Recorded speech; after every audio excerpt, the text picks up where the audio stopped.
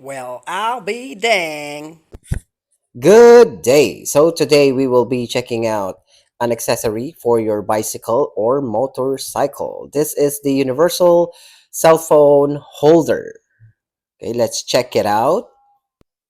Basically, it's made of plastic. Ayan, pero mukhang matibay naman. And this is the spherical clamp para secure na secure ang pagkakakabit nito sa iyong bike or motorcycle. So we also have the adjustable arm. Ayan. And let's try figuring out how to lock this holder. So ayan, no need to screw. May mga clip lang siya sa gilid tsaka sa baba to secure your phone inside the holder. Tapos sa gitna, meron siyang magnet. Ayan, try muna natin yan. Secure naman. Saktong-sakto sa aking cellphone.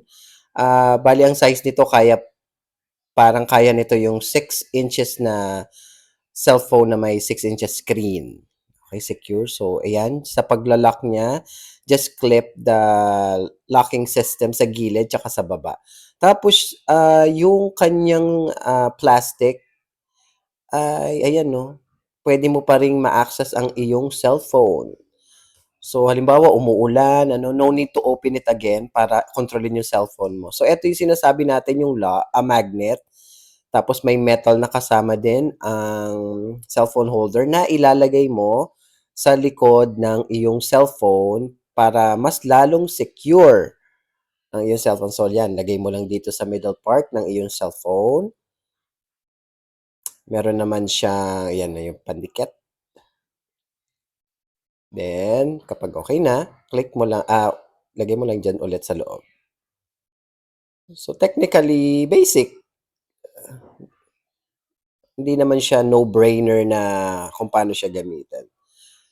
So, may kasama pa rin po siya itong mga maliliit na bagay na ito. Ayan, pan-secure lang naman ito. Ayan, para hindi lalo mag-move yung clamp. Then, this one, ilalagay mo dun sa mga screw para maganda tignan, aesthetically good to see itong holder. So, yan. So, ito naman ang lock niya, screw lock. Ilalagay mo lang itong bilog dito sa likod ng holder.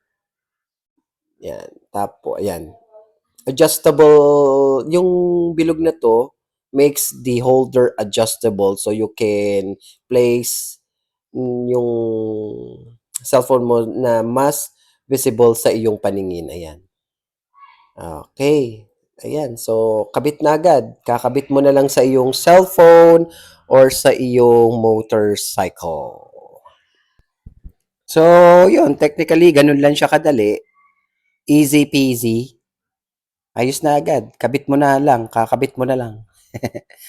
So, yun lang po. If ever you find this video helpful, please don't forget to like, comment, and subscribe. Bye-bye!